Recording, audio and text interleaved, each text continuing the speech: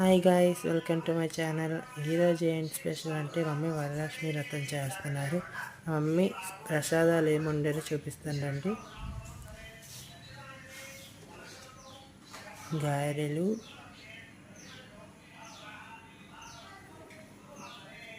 బూరెలు,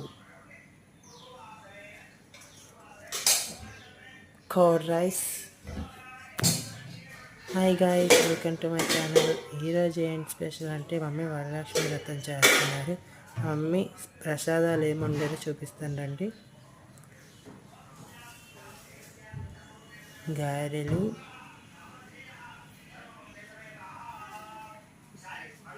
బూరెలు, curd rice, పులిహార,